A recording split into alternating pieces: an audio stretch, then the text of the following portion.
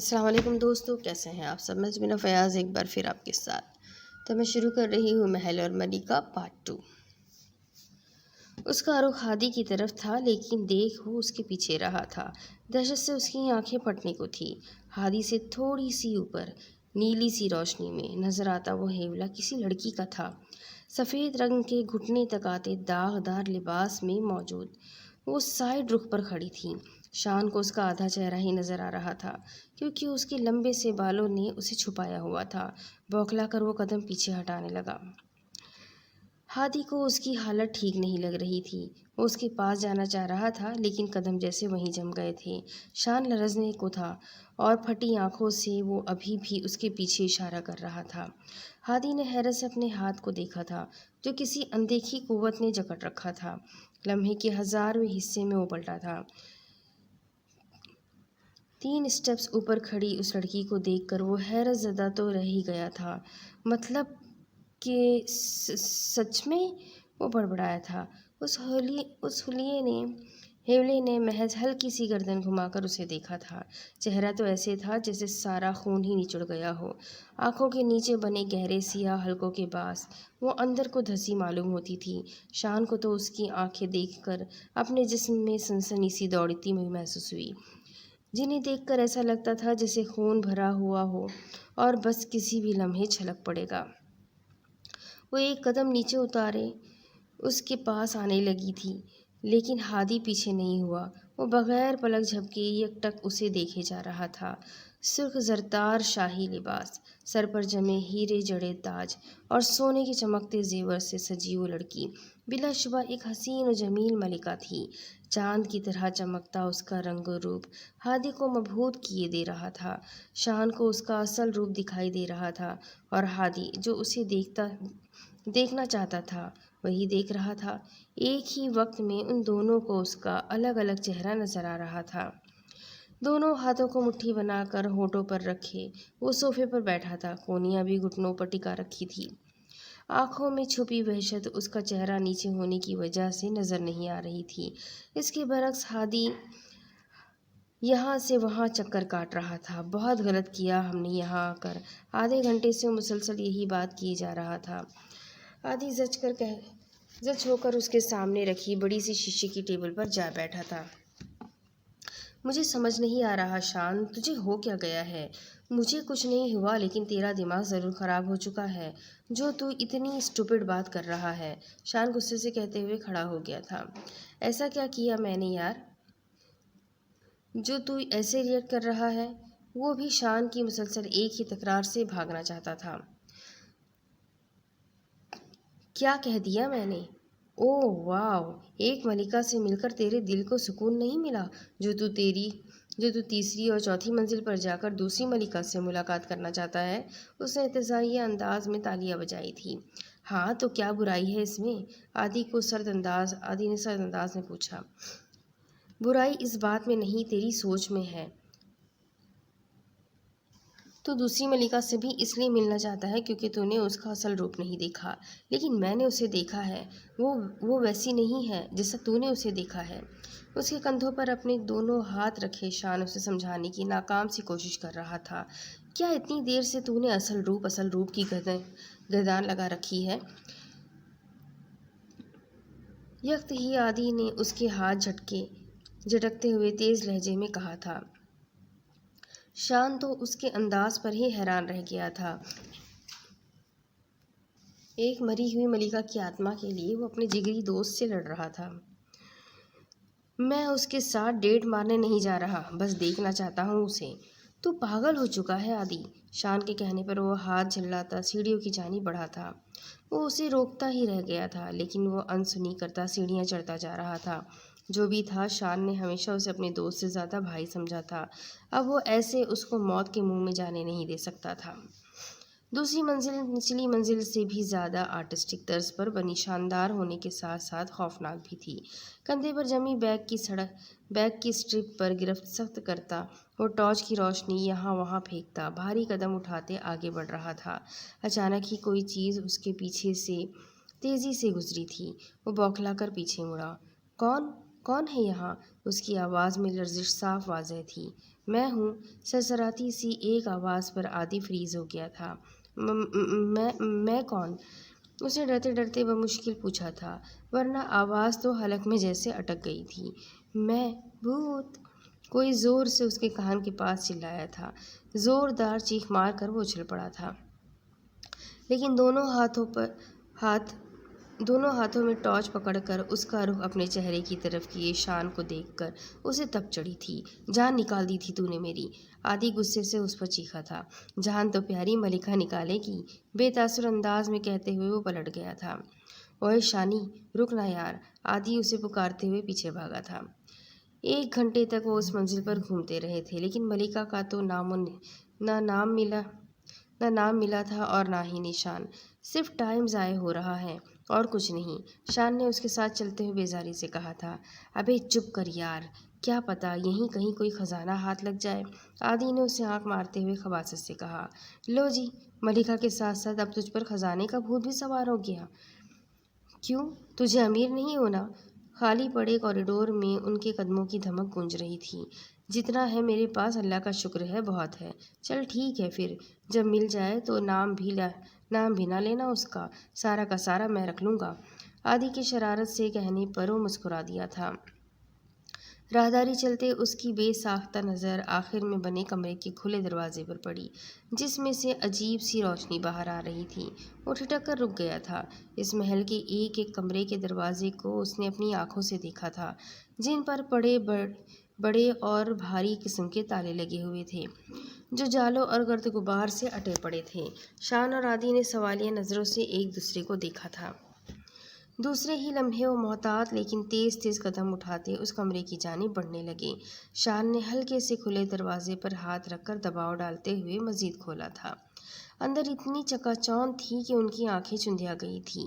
آنکھوں پر ہاتھوں کا چھبا سا بنا کر ان دونوں نے بمشکل وہاں کا منظر دیکھا تھا۔ صحیح معنوں میں دونوں کی آنکھیں پھٹ پڑنے کو تھیں۔ پورا کمرہ انسانی ہڈیوں سے بھرا پڑا تھا، جو اس قدر گل سڑ چکی تھی کہ ان میں سے تعفن بھی اٹھنا بند ہو چکا تھا۔ لیکن اس بات کا اندازہ لگانا مشکل تھا کہ وہ روشنی کہاں سے آ رہی ہے۔ مجھے ڈھونڈ رہے ہو؟ اس ویران محل میں خوبصورت سی نسوانی آواز کی سماعتوں سے ٹکرائی۔ 1000ویں سیکنڈ میں وہ پلٹے تھے، لیکن پیچھے کسی کا نام و نشان نہ تھا۔ ان کے چہرے پر اب گھبراہٹ نمودار ہونے لگی تھی۔ کون ہو تم؟ شان نے لڑکھڑاتے لہجے میں پوچھا، لیکن جواب میں ایک نسوانی قہقہا اس سناٹے میں گونجا تھا۔ آواز تو پیاری ہے۔ اتنی سیریس سچویشن میں بھی عادی شوخی سے اس کے کان میں بولا تھا۔ بکواس بند کر، اس نے گھور کر کہا۔ میں خود بھی بہت پیاری ہوں عادی، کھنکتی آواز میں کہا گیا وہ جملہ ان دونوں کو ٹھٹکنے پر مجبور کر گیا تھا۔ وہ دونوں ہکا بکا یہاں وہاں گردنیں موڑے اس آواز کی ملکہ کو ڈھونڈنے کی کوشش کر رہے تھے۔ تم میرا نام کیسے جانتی ہو؟ عادی سے رہا نہ گیا تو ڈرتے ڈرتے پوچھ ہی بیٹھا۔ صرف تمہارا نام ہی نہیں، میں تو تمہارے باپ کو بھی جانتی ہوں۔ لمحے کو اسے سانپ سونگھ گیا تھا۔ حیرت اور ناسمجھی کی ملی جلی کیفیت میں شان اسے دیکھ رہا تھا۔ 10 سال پہلے آیا تھا میرے گھنگرو لینے، اس کی خوبصورت آواز پھر سنائی دی تھی، ساتھ ہی گھنگرو بجنے کی ہلکی سی آواز بھی ان کے کانوں میں پڑی تھی۔ اور شاید تم بھی اپنے باپ کے ادھورے کام کو مکمل کرنے آئے ہو۔ کیا کیا تم نے میرے باپ کے ساتھ؟ ساری شوخی، شرارت، ڈر، خوف، کچھ بھی نہ تھا عادی کے چہرے پر سوائے غصے کے۔ حد ادب گستاخ لڑکے! تم اس وقت ایک ملکہ سے مخاطب ہو، اور رہی بات تمہارے باپ کی، تو اپنے پیچھے انسانوں کا جو تھوڑا بہت نام و نشان نظر آ رہا ہے، اس میں تلاش کر لو اپنے باپ کو۔ مل جائے تو ساتھ لے جانا، میری طرف سے اجازت ہے۔ ملکہ کا اشارہ ان انسانی گلی سڑی ہڈیوں کی جانب تھا، جو تعداد میں اتنی تھی کہ آدھے سے زیادہ کمرہ ان سے بھرا ہوا تھا۔ میں چھوڑوں گا نہیں تمہیں، مٹھیاں بھیجے وہ گھرایا تھا۔ جب ایک زوردار دھکا لگا تھا وہ پیچھے کی جانب گرا تھا، بری طرح سے اس کا سر دیوار سے ٹکرایا تھا۔ عادی! شان چیختے ہوئے اس کے پاس بھاگا تھا۔ کہا نا ملکہ کو گستاخی پسند نہیں، اب خیال رکھنا۔ اوئے کیا کہہ رہی ہے یہ؟ वो अपना सर पकड़े करा रहा था। शान के पूछने पर तब गया। बकवास कर रही है, उसने बुरा सा मुंह बनाया।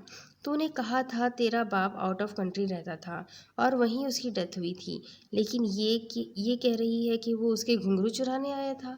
पागल हो गया है तू शानी। मेरा बाप क्या करेगा इसके घुंघरू का? तो क्या वो झूठ बोल रही है? मैं नहीं जानता, मेरा सर मत खा। वो बेजारी से कहते हुए दरवाजे की जानिब बढ़ा था, लेकिन शान ने उसे बाजू से पकड़कर रोका था। तू इस गांव और महल के बारे में पहले से जानता था। वो संजीदगी से वो संजीदा लेकिन सद आंखें उस पर गाड़ते हुए बोला, हाँ जानता था। तो फिर? अपना बाजू झटके से छुड़वाकर वो तड़क कर चीखा, तू जानता था आदि इस सब के बारे में? तू पहले से जानता था, फिर भी तू मुझे यहाँ धोखे से लेकर आया। मुझसे झूठ बोला तूने। हाँ तो कौन सा वो तुझे रोस्ट करके खा गई जो ऐसे रिएक्ट कर रहा है? रोस्ट करके नहीं, फ्राई करके खाएगी, वो भी आहिस्ता आहिस्ता नमक मिर्च लगाकर। शान ने तंज से कहते हुए उसके सर की जानिब इशारा किया था, जिसे वो हाथ से पकड़े हुए खड़ा था। मोहतरमा मलिका साहिबा, हिसाब देना पड़ेगा आपको इसका। आधी नाराज़गी वो गुस्से से सर ऊंचा किए गोया हुआ था। एहतियात के तौर पर तमीज़ व अदब से ही मुखातिब हुआ था। अगर हसरत पूरी हो गई हो तो चले यहाँ से। शान ने दांत पीसते हुए उससे कहा। ऐसे कैसे चले? घुंघरू घुंघरू लिए बगैर नहीं जाऊंगा। वो वहीं आलती पालती मारे बैठकर ठोस अंदाज में बोला। और तू करेगा क्या उनका? पार्ट टाइम में पहनकर लोगों को एंटरटेन करूंगा। इस्तफसार, मैं क्यों करने लगा ऐसे काम? वो बुरा मान गया। उन्हें तो बताना नहीं तो बताना फिर क्या करेगा तू उन घुंघरू का? जहाँ तक मेरे इल्म में है तो वो घुंघरू काफ़ी कीमती है, खालिस सोने से बने हुए। एक तो ये वजह है और दूसरा उसकी तारीखी अहमियत। सोच हम कितने अमीर हो जाएंगे उन घुंघरुओं को बेचकर। लानत, तुझे ये घुंघरू ही मिले थे चुराने को? मलिका क्या और कोई जेवर नहीं पहनती थी? हार, बूंदे, झूमर, बन या बिंदिया टाइप? शान ने तंजिया अंदाज में उसे देखते हुए पूछा। पहनती होगी, मुझे क्या पता। वैसे भी तो महल की मलिका और शहजादियाँ जेवरात से लदी फदी पूरी दुकान बनकर घूमती थी। लेकिन तुझे इस दुकान में से सिर्फ घुंघरू ही चाहिए? शान ने फिर तंज किया। हाँ ना जानी, क्योंकि वही तो सबसे ज़्यादा कीमती चीज़ थी। मेरे ख्याल से हमें यहाँ से चलना चाहिए, संजीदगी से कहते हुए दरवाजे की जानिब बढ़ा तो आदि बौखलाते हुए उसके पीछे भागा। देख शानी, अब इतनी दूर आ गए हैं तो काम भी पूरा कर लेते हैं। इतनी मेहनत मुशक्क़त उठाने का कुछ तो फ़ायदा होना चाहिए ना। उसकी गर्दन में हाथ डाले वो नरमी से समझा रहा था, जिसे शान ने झटक दिया था। मुझे कोई फ़ायदा नहीं उठाना, तुझे उठाना है तो तू रुक, मैं जा रहा हूँ। नाराज़ अंदाज में कहते हुए वो सीढ़ियों की जानिब बढ़ा था, लेकिन वहां पहुंचकर वो मबहूत रह गया था। फिर फटी फटी आंखों से चारों तरफ पागलों की तरफ देखने लगा था। आदि आदि, सीढ़ियाँ कहाँ चली गई? आदि की हालत भी इससे मुख्तलिफ न थी। वो खुद गर्दन घुमा घुमा कर देख रहा था। जिस तरफ से ऊपर आए थे वहाँ अब चारों तरफ बड़ी बड़ी दीवारें बनी थी। अब हम कैसे निकलेंगे यहाँ से? उसके चेहरे पर हवाइयाँ उड़ने लगी थी। अगर हम मर भी गए ना तो किसी को पता भी नहीं चलेगा कि इस मनहूस महल की दूसरी मंजिल पर दो नौजवानों की लाशें पड़ी हैं। शान पागलों की तरह दीवारें बजा रहा था, जैसे अभी जाने का रास्ता मिल जाएगा। छन छन छन। फिर किसी फिर किसी के सहज सहज चलने की आवाज़ उसके कान में पड़ी तो भिन्ना कर आदि के पास आया। आग लगा दूंगा मैं इन घुंघरुओं को। उसके गुस्से से कहने पर आदि ने उसकी शानी पर थपकी दी और कुछ कहने ही लगा था कि इससे पहले ही वो खूबसूरत निस्वानी सी आवाज़ उस पर इसरार से महल की इधर और दीवार में गूंजी थी। आदि, शान, गुस्सा थूक दो और तहमिल से मेरी बात सुनो। माफ़ करो हमें मलिका रानी, नहीं सुननी तुम्हारी कोई बात। चुड़ैल भूतनी होंगी तुम अपने महल की, लेकिन हम इंसान हैं, बख्श दो हमें और सीढ़ियाँ वापस करो, हमें घर जाना है। शान के गुस्से से कहने पर उसकी हंसी की छनकार चार सौ गूंजी थी। तुम तो मुझे दरबार के मसखरे लग रहे हो। वो भी बादशाह को ऐसे ही हंसाया करते थे। शान का मुंह हैरत से खुला था, जबकि आदि का कहकहा बेसाख्ता था। देख मसखरा बोल रही है तुझे बाबा। उसकी हंसी किसी तौर पर थमती न थी। वो गुस्से से मुट्ठियां भींच कर रह गया। मैं जानती हूँ गांव वालों ने तुम्हें इस महल के बारे में क्या कहानी सुनाई होगी। कहानी मतलब? क्या वो सच नहीं है जो हमें बताया गया? आदि ने अचंभे से पूछा। बिल्कुल भी नहीं। ये गांव वाले कौन सा पहले इस ज़माने में थे? تو کیا بادشاہ کی 2 ملکائیں نہیں تھیں؟ نہیں، ہاں، لیکن یہ سچ ہے کہ میں اس کے دربار کی ایک کنیز تھی۔ بادشاہ کو مجھ سے محبت ہو گئی تھی، اسی لیے اس نے مجھ سے شادی کر لی تھی۔ ویٹ، مجھے کوئی شوق نہیں اس پریم کتھا کو سننے کا، شان نے بیزاری سے ٹوکا تھا۔ لیکن تمہیں سننا پڑے گی، اس کی نرم سی آواز پھر سے گونجی۔ پہلے مجھے یہ بتاؤ کہ ہم دونوں نے تمہارا الگ الگ روپ کیسے دیکھا؟ آدی کو تو تم ایک حسین و جمیل ملکہ نظر آ رہی تھی اور مجھے ایک آدم خور بھوتنی۔ وہ ہلکا سا مسکرائی۔ تمہارے سیدھے ہاتھ میں بندھے دھاگے کی وجہ سے۔ شان نے بے ساختہ اپنے سیدھے ہاتھ کو دیکھا تھا، جس پر سیاہ رنگ کی ڈوریوں سے گوندا تعویذ مضبوطی سے بندھا ہوا تھا، جو اس کی ماں داتار دربار سے خاص دم درود کروا کر اس کے لیے لے کر آئی تھی۔ ماں نے اسے ہمیشہ اس تعویذ کو اپنے ہاتھ پر باندھے رکھنے کی تاکید کی تھی کہ یہ الاؤ بلاؤ سے محفوظ رکھتا ہے۔ اسی کی وجہ سے تم پر میرا اثر نہ ہو سکا۔ ہاں، لیکن آدی کو میں جیسا دکھانا چاہتی تھی اس نے مجھے ویسے ہی دیکھا۔ ٹھیک ہے، آگے بتاؤ، کس نے قتل کیا تمہیں؟ شان نے سنجیدگی سے اس سے پوچھا۔ جودھا بیگم، بادشاہ کی ماں۔ انہیں کسی طور گوارا نہ تھا کہ ان کی محل کی ملکہ کوئی عام کنیز ہو، لیکن بادشاہ منیش نے اپنی ماں کے خلاف جا کر مجھ سے شادی کی تھی۔ اس دور میں بادشاہ شادیاں نہیں کیا کرتے تھے، جس عورت پر دل آ جائے بس اسی کو عزت بخش دیا کرتے تھے۔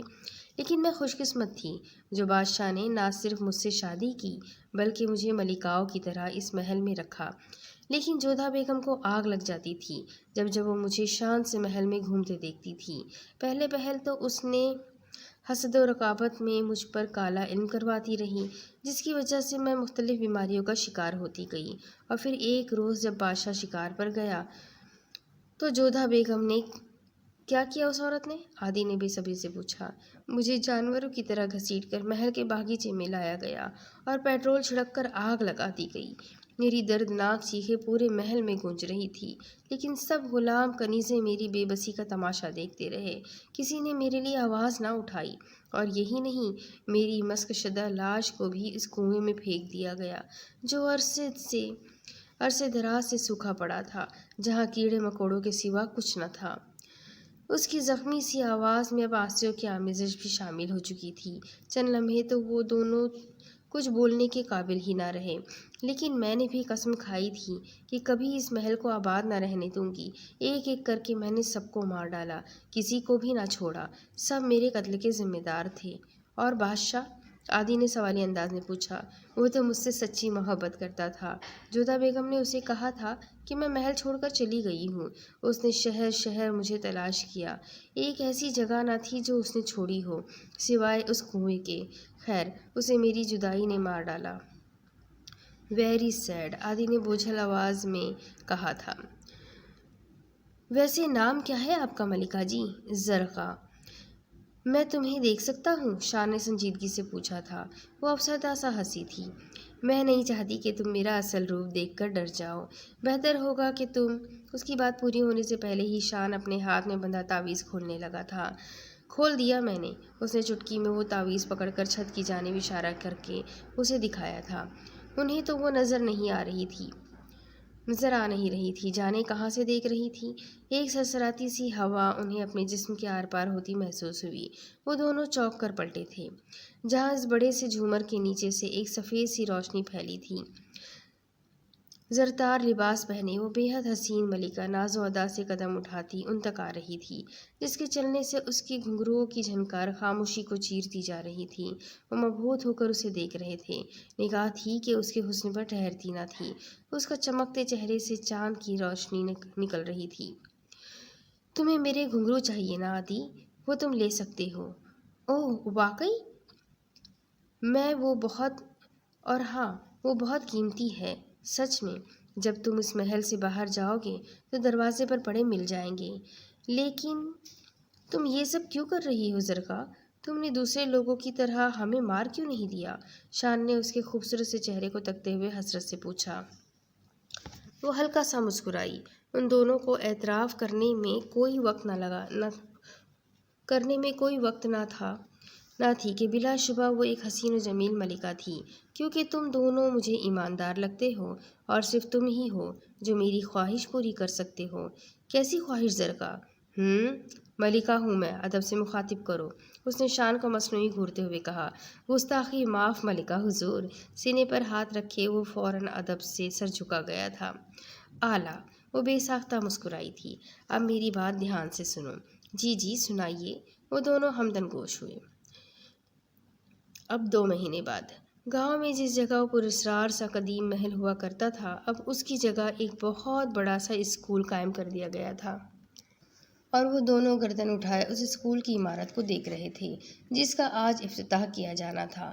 زرقا کے مطابق اس محل میں جودھا بیگم نے زرقا کی موت کے بعد کنیزوں اور غلاموں کی موت ہونے لگی تو ایک عامل سے کہہ کر اس کی روح کو ہمیشہ کے لیے اس محل میں قید کروا دیا تھا کہ جب تک اس محل کا نام و نشان باقی رہے گا اس کی روح ایسے ہی بے چین رہے گی، اور اس محل کو گرا کر یہاں اسکول بنانے کی ذمہ داری زرقا نے ان دونوں کو سونپی تھی، جسے انہوں نے بخوبی نبھایا تھا۔ چلو کچھ تو ہم نے نیک کام کیا، اللہ اس کی مغفرت فرمائے۔ شان کے کہنے پر عادی نے بے ساختہ کہا تھا، آمین۔ ختم شد۔ تو یہ کہانی بھی یہیں ختم ہوتی ہے۔ امید کرتی ہوں آپ لوگوں کو یہ کہانی ضرور پسند آئی ہوگی، اور اگر کہانی پسند آئی ہے تو میرے چینل کو سبسکرائب کر لیجئے اور اپنے کانٹیکٹس میں کہانی کو شیئر کرنا بالکل بھی نہ بھولیں۔ اس کے ساتھ ہی ایک اور نئی کہانی کے ساتھ انشاءاللہ بہت جلد پھر ملوں گی، تب تک کے لیے اللہ حافظ۔